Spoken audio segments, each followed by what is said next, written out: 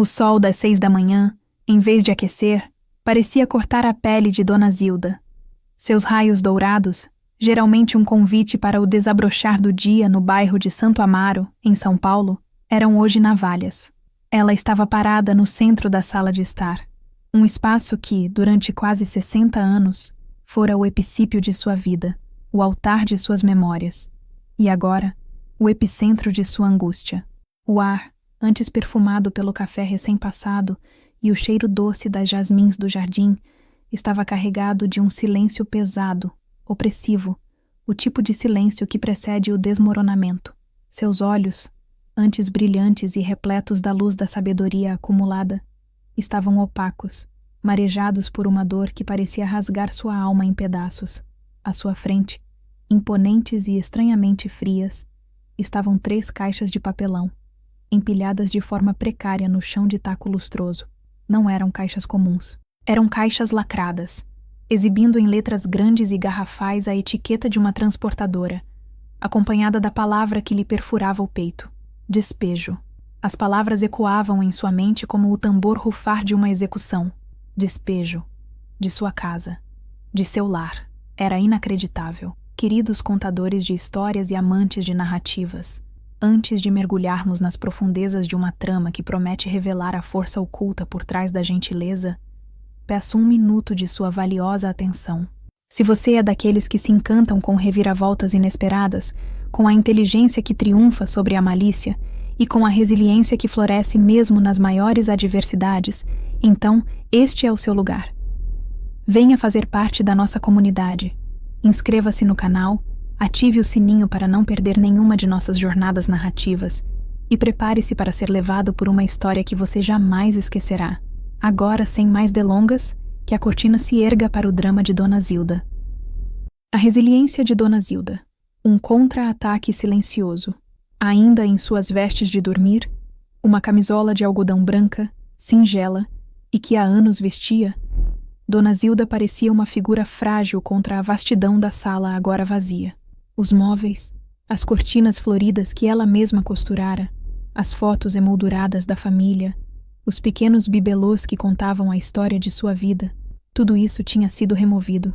O quarto de seu filho, Pedro, e o seu próprio, no andar de cima, estavam despidos, ecoando o vazio de sua alma. Apenas as paredes, agora frias e nuas, permaneciam como testemunhas mudas de uma vida que parecia estar sendo apagada. Um ruído abafado veio da cozinha, rompendo o silêncio fúnebre. Era Juliana, sua nora. Zilda ouviu o tilintar de uma colher de metal contra a cerâmica de uma xícara, o som de um suspiro exagerado, seguido por um estalo irritadiço. Juliana não se deu ao trabalho de se aproximar. Preferiu se instalar na bancada da cozinha, um oásis de normalidade para ela, enquanto para Zilda, a casa inteira se transformava em um deserto. Dona Zilda, por favor, não complique as coisas. A voz de Juliana soou, com um tom de cansaço forçado que sempre a irritava. Era uma voz que misturava falsa compaixão com uma pontada de impaciência fria, como gelo misturado com veneno.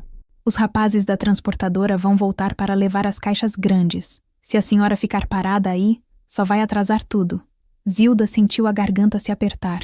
As palavras da nora pareciam vindas de um mundo paralelo. Um mundo onde a dor alheia era um inconveniente menor. Ela girou lentamente sobre os calcanhares, sentindo o peso dos seus 73 anos sobre as articulações que, vez ou outra, reclamavam mais do que de costume. Lá estava Juliana, impecável como sempre, mesmo tão cedo da manhã. Um coque perfeitamente alinhado em seus cabelos loiros, um robe de seda que deslizava pelo corpo esguio, e o rosto, mesmo sem maquiagem, parecia esculpido em mármore, belo e inexpressivo. Ela segurava uma xícara de café fumegante, e seus olhos, um azul límpido e gélido, evitaram o olhar de Zilda. Atrasar o quê, Juliana? Zilda conseguiu murmurar, a voz mais rouca do que esperava. Atrasar o fim? O fim da minha vida, do meu lar? Juliana suspirou dramaticamente, levando a xícara à boca. Não seja tão melodramática, Dona Zilda.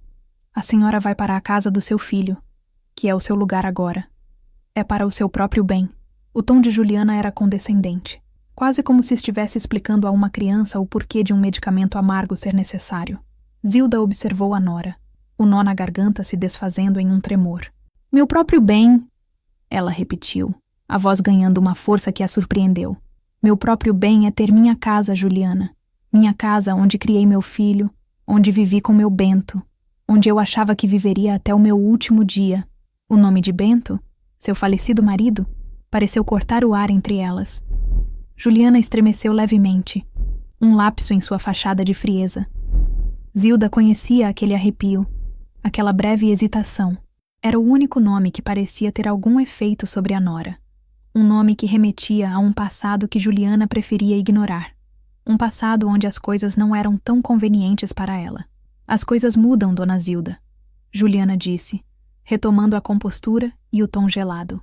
Seu filho, Pedro, e eu decidimos que seria melhor para todos. A casa está velha, precisa de reformas caras, e a senhora não tem mais condições de morar sozinha. Uma ironia cruel. Dona Zilda não tinha condições de morar sozinha. Mas Juliana e Pedro, sim, tinham condições de se mudar para a casa dela, reformá-la com o dinheiro que não era dela, e depois transformá-la em um santuário para eles. A verdade, cruel e inabalável, era que Pedro, seu único filho, havia cedido às manipulações de Juliana. Havia concordado em mudar a mãe, sob o pretexto de cuidado e segurança, para um pequeno anexo nos fundos da casa deles, um quartinho apertado e sem luz natural, longe das jasmins, longe de seu sol, longe de suas memórias. Zilda apertou os lábios. Ela não era uma mulher de confrontos barulhentos. Sua força residia na calma, na observação, na paciência e numa inteligência que muitos subestimavam por trás de seus óculos de leitura e sua paixão por fazer crochê. Mas hoje, a dor era grande demais para a sua habitual resignação. Você sabe a verdade, Juliana, Zilda disse, sua voz um fio de aço. Você nunca quis essa casa por cuidado. Você sempre a cobiçou, desde o dia em que pôs os pés aqui pela primeira vez. Juliana riu, um som seco e estridente que parecia ecoar no vazio da sala. Cobiça? Dona Zilda, por favor. É uma casa antiga, com um jardim grande demais para ser cuidado por uma senhora. É pragmatismo. Pedro e eu precisamos de mais espaço para o futuro, para as crianças que virão. E essa casa é perfeita. Zilda olhou para as 3 caixas, a essência de sua vida condensada em volumes de papelão. Dentro de uma delas, ela sabia, estava a velha caixa de madeira de jacarandá que seu Bento havia dado a ela no dia do casamento. Dentro dela, ela guardava as cartas de amor dele, as primeiras mechas de cabelo de Pedro, uma rosa seca de seu buquê de noiva. E mais importante, guardava um segredo. Um segredo que ela havia guardado por décadas. Um segredo que ela nunca imaginou que precisaria usar, mas que agora parecia ser sua única esperança. Ainda de pé no meio da sala vazia, com o coração em pedaços e a alma rasgada, Dona Zilda sentiu algo mudar dentro dela. A dor não desapareceu, mas uma chama, pequena e teimosa, acendeu-se em seu peito. Era a chama da dignidade ultrajada, da justiça negada. Juliana podia ter tirado seus móveis, sua casa, até mesmo sua paz momentânea, mas não tiraria seu espírito. E, acima de tudo, não tiraria o trunfo inesperado que ela guardava como um último sussurro do destino. As 3 caixas, frias e anônimas, representavam não apenas a usurpação, mas também o ponto de virada. A partir daquele momento, a avó gentil e resignada seria substituída por uma estrategista. Dona Zilda ergueu o queixo, seus olhos opacos endurecendo. O sol de Santo Amaro, lá fora, começava a aquecer, e com ele, uma nova determinação surgia no coração daquela mulher. Juliana havia subestimado a avó, e ela estava prestes a descobrir que Dona Zilda não era apenas uma sobrevivente, mas uma força da natureza adormecida, pronta para restaurar a ordem e a justiça, revelando verdades que ninguém esperava. A casa de Dona Zilda, na Rua dos Girassóis, número 172, em Santo Amaro, não era apenas uma construção de tijolo e argamassa. Era um organismo vivo, pulsante com as memórias de 3 gerações. Seus 7 cômodos espaçosos, o jardim exuberante nos fundos com suas mangueiras frondosas e a jasmim-manga perfumada na entrada, eram o cenário da vida de Zilda desde que ela era uma menina de 10 anos. Seus pais, imigrantes portugueses que construíram a casa com o suor de seu trabalho árduo, haviam incutido nela o valor da terra, do lar, da família. Eles a haviam ensinado a cuidar daquela casa como se fosse um filho, a protegê-la das intempéries, a nutri-la com amor. E Zilda o fez. Ela casou-se ali, com Bento, um homem bom e trabalhador, com quem teve seu único filho, Pedro. As risadas de criança de Pedro ainda pareciam ecoar pelos corredores. As marcas de sua altura na moldura da porta da cozinha eram relíquias intocáveis. Bento e Zilda expandiram a casa, cuidaram do jardim, modernizaram o que era preciso, mas sempre mantendo a essência, o calor de um lar verdadeiro. Após a morte de Bento, há 12 anos, a casa se tornou seu santuário particular, seu refúgio, sua fortaleza contra a solidão. Pedro, já adulto, havia se mudado para um apartamento na Zona Leste, mas sempre voltava para o almoço de domingo, para a Semana Santa e para o Natal. E Zilda, apesar da ausência de Bento, encontrava conforto na rotina, na familiaridade dos cômodos, no aroma das jasmins que a saudavam a cada manhã.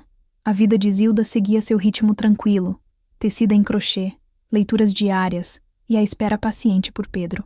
Até que Juliana entrou em cena. Juliana de Carvalho Almeida era a antítese de tudo que Zilda valorizava. Uma mulher de 28 anos, quase a metade da idade de Pedro, ela era uma profissional de marketing digital, com uma ambição que Zilda descrevia como um fogo que consome. Chegou à família Pedro como um furacão, arrastando com sua energia vibrante a vida organizada e previsível do filho de Zilda.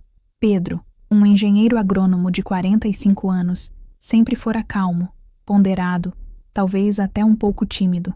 Juliana, com sua beleza estonteante, cabelos loiros esvoaçantes, olhos azuis que pareciam penetrar a alma, e um corpo esguio e elegante, o havia cativado completamente.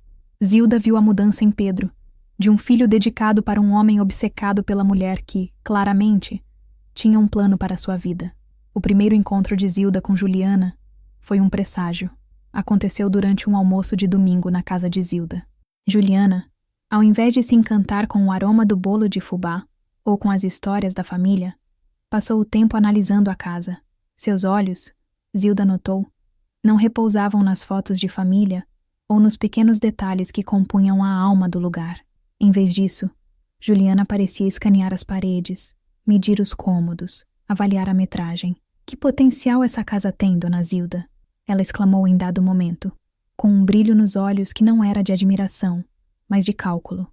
Com uma boa reforma, um design moderno, isso aqui vira uma mansão. Zilda, com sua sabedoria instintiva, sentiu um calafrio.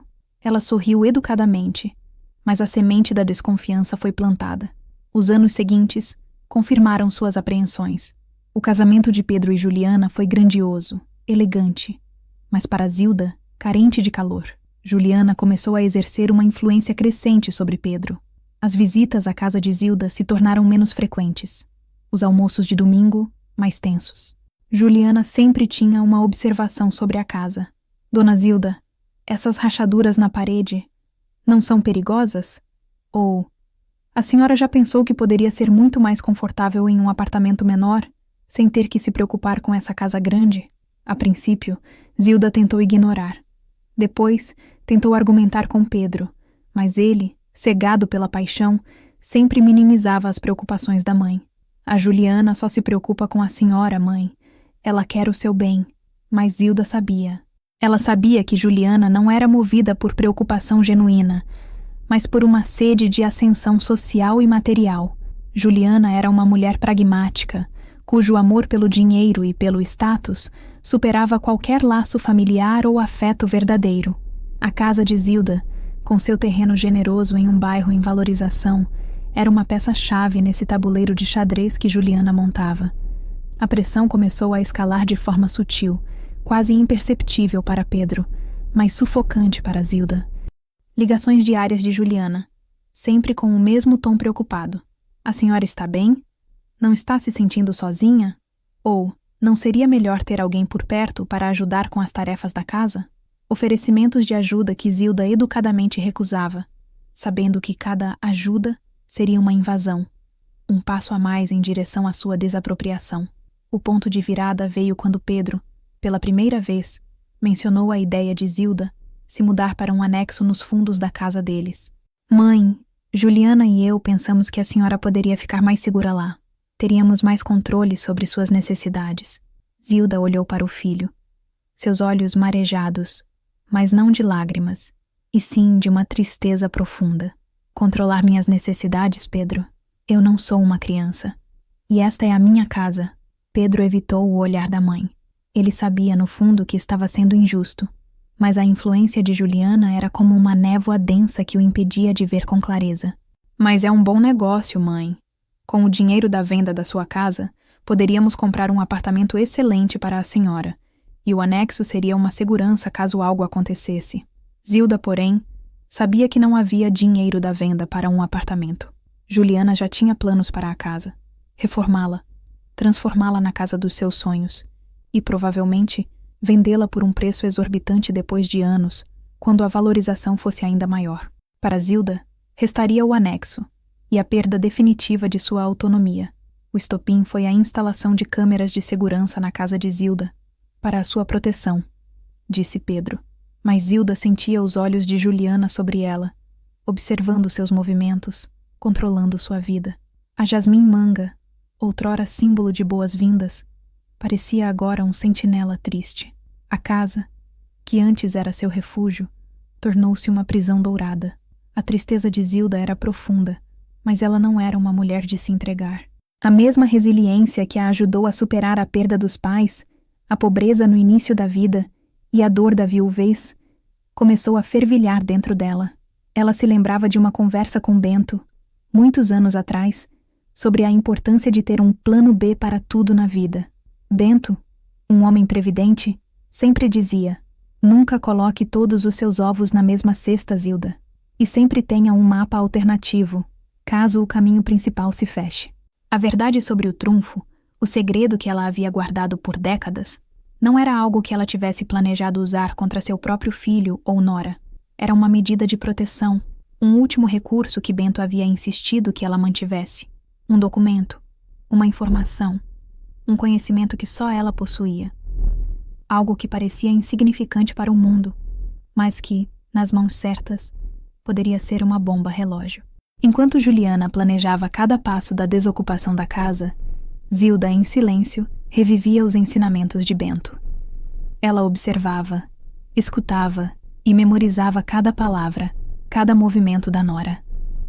A gentileza em seus olhos não havia desaparecido, mas por trás dela, uma mente afiada começava a desenhar um contra-ataque.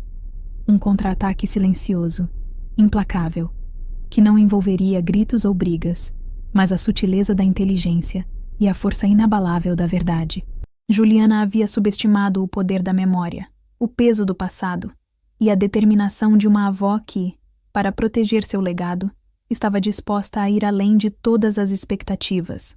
As semanas que se seguiram à dolorosa manhã da remoção dos móveis foram um tormento silencioso para Dona Zilda. Ela havia sido acomodada, como Juliana gostava de dizer com um sorriso forçado, no anexo nos fundos da casa de Pedro e Juliana, no bairro vizinho de Moema. O anexo, que antes servia como depósito e quarto de hóspedes raros, era um espaço pequeno, sufocante, com uma única janela que dava para um muro alto, privando-a da luz natural e do contato com o mundo exterior. O cheiro de mofo e desuso impregnava o ar, um contraste gritante com o aroma de jasmins de sua antiga casa. Juliana, com uma eficiência quase clínica, havia orquestrado a mudança. Ela insistia em ajudar Dona Zilda a desfazer as caixas, mas Zilda percebeu que a nora estava mais interessada em vasculhar seus pertences do que em auxiliá-la. Ah, que velharia, Dona Zilda!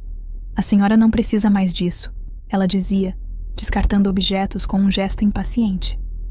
Zilda, no entanto, protegia sua caixa de jacarandá com unhas e dentes, mantendo-a sob seu olhar vigilante, escondida sob camadas de roupas velhas em sua única cômoda. O plano de Juliana era transparente como cristal para Zilda. Primeiro, a desocupação da casa de Santo Amaro. Em seguida, a reforma urgente, que tornaria a casa irreconhecível, apagando qualquer vestígio de Zilda. E, finalmente, a venda por um preço exorbitante, capitalizando sobre o terreno e a localização privilegiada. Zilda não tinha dúvidas. A casa de seus pais, de seu Bento, de sua vida, seria apenas mais uma cifra no balanço de Juliana. A tática de Juliana não era de confrontos diretos, mas de minar a resistência de Zilda pela exaustão e pela manipulação. As chamadas telefônicas diárias se tornaram interrogatórios velados. A senhora já tomou seu remédio? A senhora está comendo o suficiente? Pedro, por sua vez, parecia uma sombra. Um homem dividido. Ele visitava a mãe no anexo. Trazia-lhe doces e frutas e tentava compensar com pequenos gestos o abismo que se abria entre eles. Mãe, eu sei que é difícil, mas é para o seu bem, ele repetia, a voz cheia de uma culpa mal disfarçada que Juliana parecia ignorar ou simplesmente não enxergar. Ainda assim, Zilda observava. Sua mente, aguçada pela adversidade, trabalhava incansavelmente. Ela notou que Juliana estava cada vez mais absorta em chamadas telefônicas secretas, com a voz abafada e a porta do escritório trancada. Havia algo mais na trama de Juliana do que apenas a venda da casa. O arrepio que Zilda sentira no primeiro encontro com a nora agora se transformava em uma convicção. Uma tarde, enquanto Pedro estava no trabalho e Juliana havia saído para um compromisso, Zilda conseguiu um momento de paz no anexo. Ela abriu a caixa de jacarandá, sentindo a madeira polida sob seus dedos enrugados. Ali estavam as cartas, as fotos, os pequenos tesouros.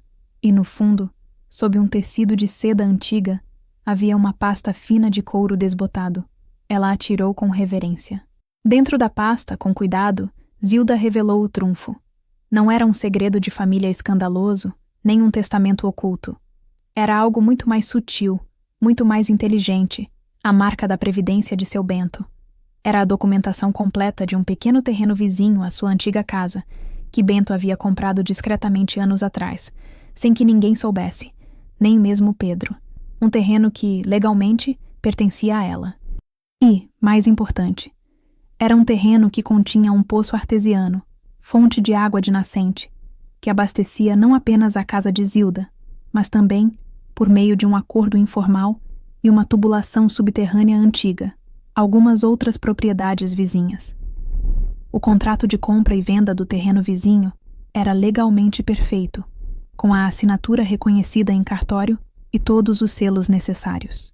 A existência do poço artesiano e o acordo de fornecimento de água, embora verbal, era de conhecimento de alguns dos moradores mais antigos do bairro, incluindo a família Oliveira, vizinhos de longa data e amigos de Bento.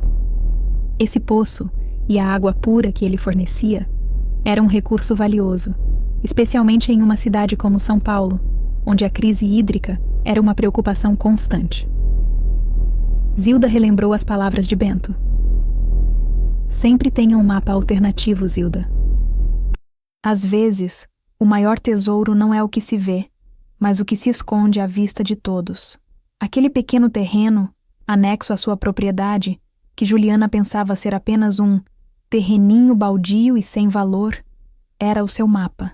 O poço era o tesouro. A princípio, Zilda não havia se preocupado com o terreno. Ele era parte da extensão da sua casa, um pequeno oásis verde que servia como um pulmão para o quintal. Mas agora, a crueldade de Juliana iluminava a genialidade de Bento. A nora, em sua ânsia por tudo, havia esquecido de olhar para o que parecia irrelevante. A revelação do trunfo foi como um jorro de energia para Zilda. O desânimo que a dominava começou a se dissipar, substituído por uma clareza e uma determinação geladas. Ela sabia que Juliana estava prestes a iniciar a reforma da casa, e era ali que a estratégia de Zilda teria seu ponto de partida. Se Juliana e Pedro estavam dispostos a seguir a lei para removê-la, Zilda usaria a lei para se defender. A tensão na casa de Pedro e Juliana aumentava a cada dia. Juliana notava a mudança em Dona Zilda. A avó, antes cabisbaixa e resignada, agora tinha um brilho diferente nos olhos, um ar de quem guarda um segredo. Juliana, em sua arrogância, interpretou isso como uma aceitação melancólica, a quietude da derrota. Mas Zilda estava apenas esperando o momento certo, estudando o terreno, avaliando as peças no tabuleiro.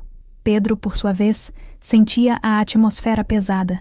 Ele tentava mediar, mas se via cada vez mais preso entre a lealdade à mãe e a pressão de sua esposa. Ele amava Zilda, mas a visão de Juliana de um futuro próspero e sem complicações parecia mais atraente. Zilda, enquanto isso, fazia seus movimentos silenciosos. Ela começou a observar Juliana de perto, prestando atenção em suas conversas, nos documentos que ela deixava à mostra. Ela notou que Juliana havia contratado uma construtora de renome para a reforma e que os planos incluíam uma expansão significativa da área construída, englobando inclusive parte do que Zilda considerava seu terreno anexo. Uma reforma que seria a ruína de Juliana. A velha Jasmim Manga, em sua antiga casa, parecia aguardar. Zilda sabia que a flor, mesmo arrancada de suas raízes, ainda guardava a capacidade de florescer novamente, se plantada no solo certo. E o solo certo era a verdade. E a verdade, como ela estava prestes a provar, tinha raízes muito mais profundas do que qualquer ambição. O jogo estava prestes a começar, e Juliana, em sua pressa para construir seu império, estava prestes a descobrir que havia construído sobre areia movediça. Com a pasta de jacarandá guardada sob sua cama e o segredo do poço artesiano fervilhando em sua mente, Dona Zilda começou a operar sua contraofensiva. Não haveria explosões, nem discussões acaloradas, apenas a calma e calculista precisão de uma mente que há muito tempo se dedicava à observação e à análise. A primeira fase de seu plano era o reconhecimento de terreno, e para isso, precisava sair do anexo. Zilda percebeu que Juliana, em sua ânsia por demonstrar controle e benevolência, havia deixado algumas brechas. A nora insistia em levar Zilda para passeios no shopping ou ao supermercado, sob o pretexto de que a avó precisava de ar fresco e distração. Zilda aceitava, mas com um objetivo claro.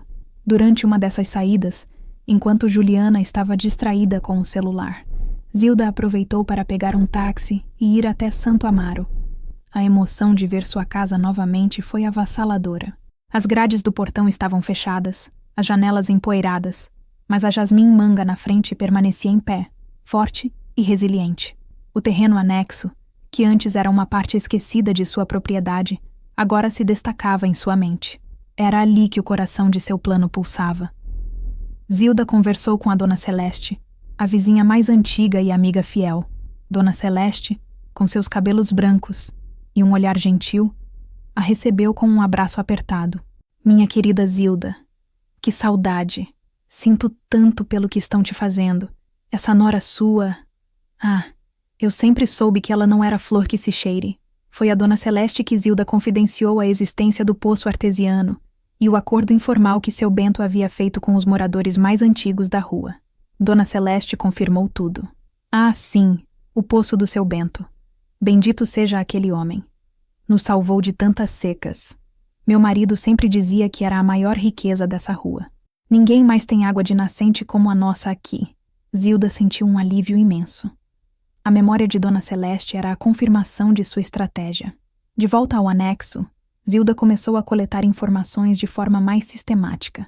Ela observava os hábitos de Juliana, seus horários, suas distrações. Percebeu que Juliana era extremamente descuidada com seus documentos quando estava sob pressão ou empolgada. A nora, muitas vezes, deixava papéis importantes sobre a mesa da sala de jantar ou no escritório, que ficava no andar de baixo. Zilda, com a calma e o cuidado de uma detetive, começou a visitar a sala de jantar quando Juliana não estava por perto, sempre com o pretexto de pegar um copo d'água ou procurar um livro. Ela memorizava nomes, datas, detalhes de contratos que estavam sobre a mesa. Viu o nome da construtora, Construções Elegantes Litada, e o nome do engenheiro responsável. Viu também as plantas da reforma. E ali estava, inconfundível, a projeção da nova área construída, invadindo descaradamente o terreno do poço artesiano. A ironia era cruel. Juliana, em sua ambição por uma mansão, estava prestes a construir sua ruína sobre o que era, legalmente, de Zilda, e o que era, funcionalmente, vital para o bairro. O primeiro passo de Zilda foi discreto. Ela fez algumas ligações de um telefone público, para não deixar rastros, para o cartório de registro de imóveis, confirmando o registro do terreno anexo em seu nome, conforme a documentação que possuía. A certeza de sua posse legal era o alicerce de seu plano. Em seguida, Zilda começou a tecer sua teia social. Ela sabia que a simpatia dos vizinhos seria sua maior aliada. Um dia, durante uma caminhada no parque próximo à casa de Pedro e Juliana, ela encontrou a senhora Margarida, outra antiga moradora de Santo Amaro, que ela sabia ser uma das beneficiárias da água do poço de Bento. Zilda, com sua doçura habitual, lamentou a situação da casa, a falta do jardim, e, com um suspiro calculado, mencionou como sentia falta de conversar com a Dona Celeste sobre a água da nascente. "Ah, a água da nascente!" exclamou a senhora Margarida, seus olhos se arregalando em pânico. "É verdade, eu tinha me esquecido. E agora que a Juliana está reformando, será que ela vai mexer no poço? Essa água é tão boa, me salvou em várias épocas de racionamento." Zilda, com um ar de quem não queria preocupar, mas que deixava escapar uma verdade dolorosa, respondeu: "Pelo que entendi, querida, a reforma será bem grande. Eles querem modernizar tudo. E o poço? Bem, o poço fica justo na área onde eles querem expandir a casa, não é?" O olhar de pânico no rosto da senhora Margarida foi a confirmação de que a semente da preocupação havia sido plantada.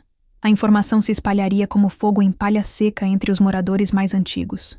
Zilda sabia que a comunidade, quando ameaçada em seus interesses mais básicos, seria uma força poderosa. A cada dia, Zilda se sentia mais forte. A raiva e a tristeza que a haviam dominado na parte 1 e a resignação da parte 2 haviam se transformado em um foco nítido. Ela não queria vingança, queria justiça, queria sua casa de volta, intacta em sua essência, e queria que Juliana aprendesse uma lição sobre a verdadeira natureza da ganância e da subestimação. Pedro, notando a melhora no humor da mãe, suspirava aliviado. "A senhora está se acostumando, mãe. Que bom," ele dizia, aliviado por não ter que lidar com a tristeza dela. Ele não imaginava que a melhora de sua mãe não era aceitação, mas o florescer de um plano meticuloso. Juliana, por outro lado, estava cada vez mais absorta em seus próprios preparativos. Ela recebia chamadas de empreiteiros, fornecedores de materiais luxuosos, arquitetos. Sua voz, antes tão controlada, agora carregava um tom de euforia e impaciência. Ela já visualizava a capa da revista de arquitetura, a inveja dos amigos, a ascensão social que a mansão reformada em Santo Amaro lhe traria. A casa, para ela, era apenas um símbolo de status, não um lar. Zilda, por sua vez, continuava a jogar seu jogo de xadrez em silêncio. Ela havia se lembrado de um antigo amigo de Bento, um advogado aposentado chamado Dr. Augusto, que vivia em Campinas, mas que Pedro havia encontrado casualmente em São Paulo em uma visita recente. Zilda sabia que Dr. Augusto era um homem íntegro e discreto, e que Bento havia lhe confiado vários assuntos legais importantes no passado. Pedro havia mencionado que o Dr. Augusto ainda atendia alguns clientes antigos, mais por paixão do que por necessidade. Com a ajuda de Dona Celeste, que tinha uma neta com acesso à internet, Zilda conseguiu o número de telefone de Dr. Augusto. A conversa foi breve e profissional. Zilda explicou a situação em termos gerais, sem revelar o trunfo imediatamente. Ela apenas expressou sua preocupação com a reforma e com a possibilidade de danos à estrutura original da casa de sua família.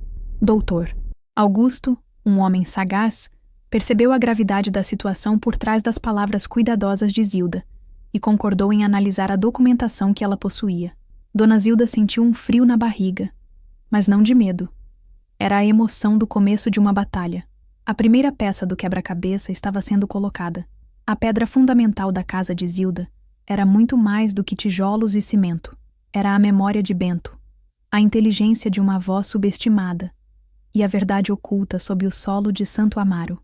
E agora, ela estava pronta para revelar essa verdade ao mundo.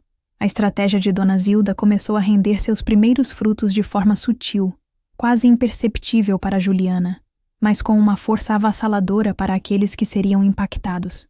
Dr. Augusto, o advogado de Campinas, mostrou-se um aliado de peso, com a documentação do terreno do poço em mãos. Ele agiu com a discrição e a precisão de um cirurgião. Primeiro, ele protocolou uma notificação extrajudicial à Prefeitura de São Paulo, questionando a validade da licença de construção para a reforma da casa de Zilda, já que a planta apresentada invadia uma propriedade vizinha, o terreno do poço, que não pertencia aos requerentes. Paralelamente, o boca a boca de Dona Celeste e Senhora Margarida havia transformado a preocupação com o poço artesiano em uma onda de indignação silenciosa entre os moradores mais antigos de Santo Amaro. A água da nascente não era apenas uma comodidade, era uma garantia de segurança hídrica, um recurso valioso que os livrava da dependência total da concessionária em tempos de escassez. Quando a prefeitura, pressionada pela notificação de Dr. Augusto, enviou um fiscal para inspecionar a obra, os vizinhos, já alertados, aproveitaram para expressar suas preocupações. Juliana, no entanto, estava em seu próprio universo de euforia.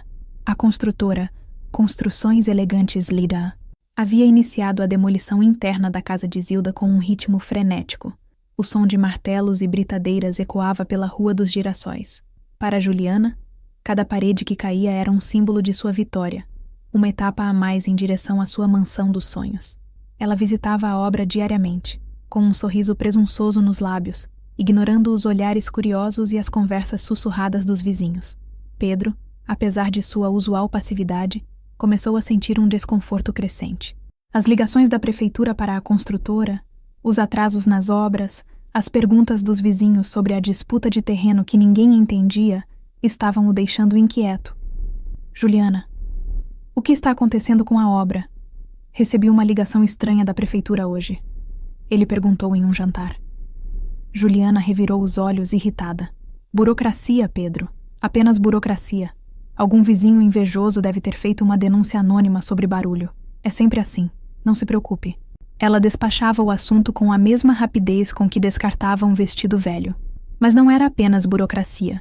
O fiscal da prefeitura, após sua visita, embargou a obra. A Construções Elegantes Litjaba foi notificada a paralisar os trabalhos e apresentar a documentação completa da propriedade, incluindo a matrícula do terreno anexo que estava sendo invadido. A prefeitura exigia clareza sobre a propriedade e a viabilidade do projeto, especialmente devido à questão do poço artesiano, um recurso que a comunidade valorizava e que a prefeitura, por sua vez, tinha interesse em preservar para o bem público. Quando a notificação oficial da prefeitura chegou, lacrada e com carimbo, Juliana finalmente sentiu o primeiro arrepio de dúvida. Ela leu o documento e seu rosto pálido ganhou uma tonalidade esverdeada. Impossível, ela murmurou. Terreno anexo? Que terreno anexo? Aquilo é só um matagal.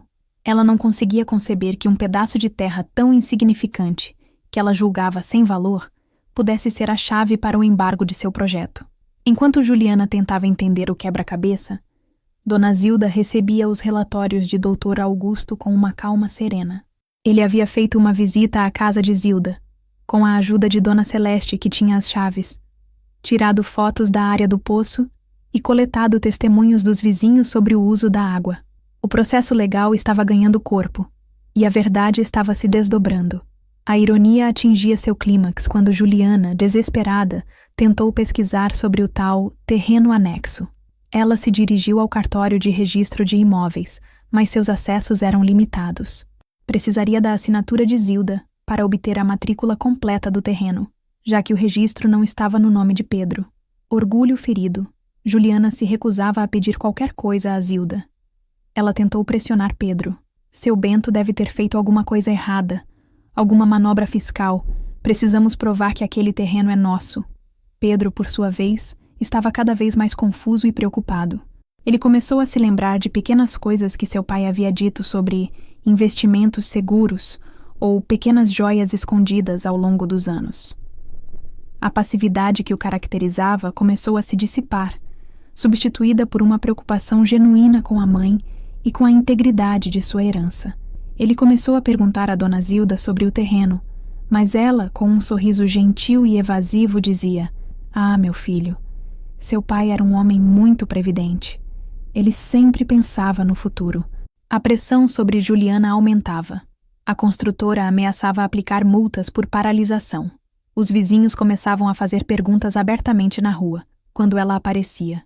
O sonho da mansão de revista estava se transformando em um pesadelo burocrático e social. Dona Zilda, por sua vez, tecia sua teia ainda mais finamente. Ela começou a receber visitas de Dona Celeste e Senhora Margarida no anexo. Elas traziam biscoitos e fofocas. E Zilda, com sua sabedoria, as ouvia atentamente. A cada visita, ela plantava uma nova semente de verdade. Sabe, minhas queridas, eu tenho pensado muito no trabalho que o meu Bento teve para garantir a água para todos. Ele dizia que era uma bênção, um presente da natureza. Mas agora, com a obra, não sei o que será. Essas conversas não eram meras divagações de uma senhora idosa. Eram mensagens codificadas, destinadas a se espalhar pela comunidade. A notícia de que a reforma de Juliana ameaçava o poço artesiano, fonte de água vital para muitos, chegou aos ouvidos da Associação de Moradores de Santo Amaro. E a associação, liderada por um morador proativo e engajado, o Sr. José, começou a investigar. O clímax se aproximava. Juliana, cega por sua ambição e orgulho, não conseguia enxergar que a teia ao seu redor estava sendo tecida por mãos gentis, mas implacáveis. Ela não percebia que o silêncio de Zilda não era fraqueza, mas a quietude de uma mente estratégica. A cada dia, mais e mais peças do quebra-cabeça se encaixavam, e a verdade sobre a real proprietária daquele matagal e a importância do poço artesiano estava prestes a vir à tona, não apenas para Juliana e Pedro, mas para toda a comunidade. A tempestade estava a caminho, e seu centro seria a casa da Rua dos Girassóis, número 172. A pressão sobre Juliana era insustentável.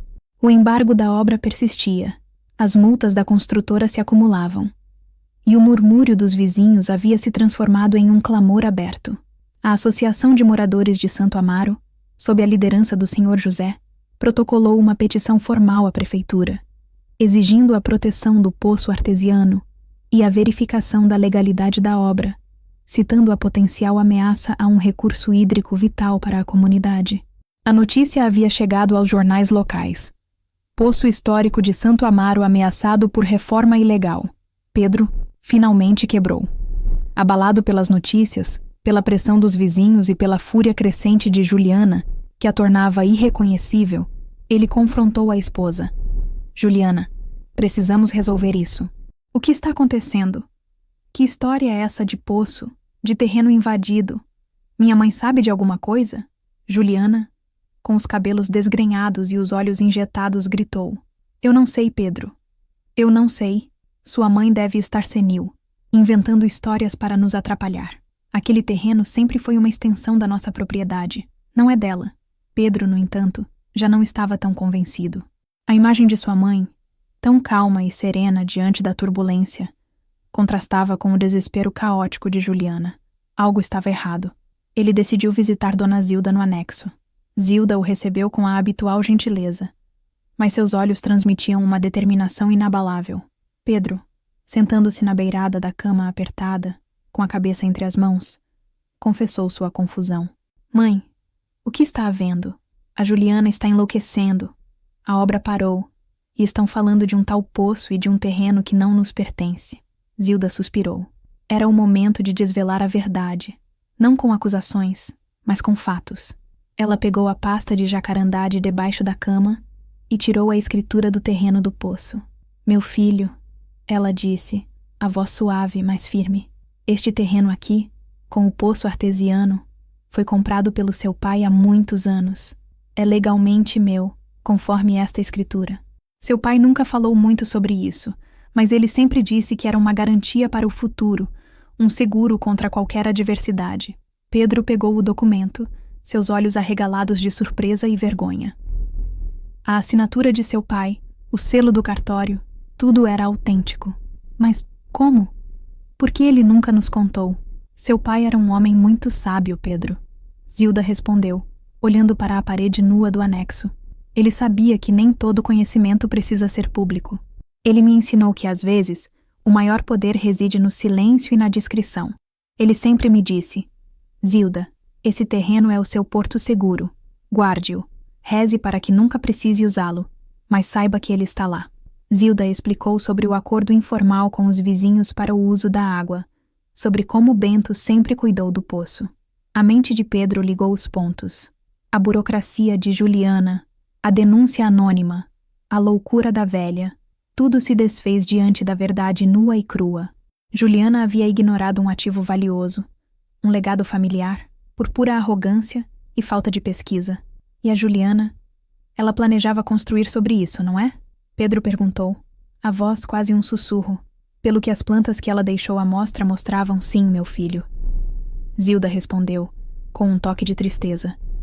Ela queria apagar tudo que era meu, tudo que era nosso, para construir o dela. A realização atingiu Pedro com a força de um raio. A manipulação de Juliana, sua ambição cega, o desrespeito por sua mãe e seu legado. Ele se levantou, os olhos marejados de uma raiva contida e uma culpa avassaladora. Mãe, eu sinto muito. Eu fui cego. Eu não vi o que ela estava fazendo. Zilda estendeu a mão e tocou o braço de Pedro. Um gesto de perdão silencioso. Você foi influenciado, meu filho. O amor às vezes nos cega, mas agora você vê. E a verdade, Pedro, sempre encontra um jeito de vir à tona. A resolução se desenrolou rapidamente a partir daquele ponto. Com a escritura do terreno do poço em mãos, Pedro e Zilda, acompanhados de Dr. Augusto e do Sr. José da Associação de Moradores, foram até a prefeitura. A prova da propriedade e a importância do poço para a comunidade eram inegáveis. A licença de construção de Juliana foi revogada definitivamente. A Construções Elegantes Lida retirou-se da obra, cobrando multas altíssimas de Juliana por quebra de contrato. Juliana, confrontada com a realidade inabalável da lei e a evidência de sua própria miopia gananciosa, desmoronou. Seu castelo de cartas havia ruído.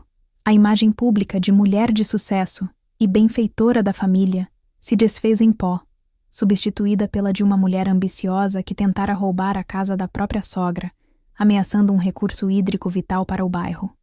A vergonha e a humilhação foram a sua punição, sem necessidade de agressão física ou retaliação violenta. A casa da Rua dos Girassóis, número 172, permaneceu um esqueleto por algumas semanas, mas não por muito tempo. Pedro, determinado a corrigir seus erros e com a ajuda de vizinhos e amigos comovidos pela história de Dona Zilda, iniciou a restauração. Não uma reforma moderna e impessoal como Juliana desejava, mas uma cuidadosa restauração que honrava a memória da casa, do legado de Bento e da resiliência de Zilda. Dona Zilda voltou para sua casa. O cheiro de cimento fresco e madeira nova se misturava com o aroma familiar da jasmim-manga, que ainda florescia, mais vigorosa do que nunca. O poço artesiano foi oficialmente reconhecido e protegido pela prefeitura, e a comunidade de Santo Amaro celebrou a vitória da justiça e da solidariedade. Juliana, incapaz de suportar a humilhação e as dívidas, afastou-se. Seu casamento com Pedro, já fragilizado pela manipulação e pela desconfiança, não resistiu. Pedro, embora com o coração pesado pela perda, encontrou paz ao restabelecer a relação com sua mãe e ao reencontrar a dignidade que havia perdido. Zilda, sentada em sua sala de estar restaurada, sob a luz dourada do sol de Santo Amaro, observava a jasmim-manga através da janela. A casa estava de pé, mais forte do que nunca. Ela havia usado sua inteligência, sua paciência e o trunfo de Bento para restaurar a ordem. Não houve vingança mesquinha, apenas a afirmação de seu lugar de direito e a revelação de que a verdadeira força nem sempre reside na voz mais alta, mas no silêncio estratégico de uma avó que subestimaram. Zilda sabia que a vida, assim como a jasmim-manga, sempre encontra um caminho para florescer novamente, mesmo após a mais severa das podas. E em sua casa na Rua dos Girassóis, número 172, o cheiro de jasmim e a tranquilidade reinavam novamente, um testemunho silencioso da resiliência de Dona Zilda. E assim, chegamos ao fim da jornada de Dona Zilda, uma história que nos lembra que a força pode vir das fontes mais inesperadas e que a verdade, por mais sutil que seja, sempre encontra seu caminho para a luz. Se você se emocionou, se inspirou na astúcia e na resiliência desta avó, e se a cada reviravolta seu coração bateu mais forte, então esta história cumpriu seu propósito. Mas a nossa jornada de narrativas envolventes não para por aqui.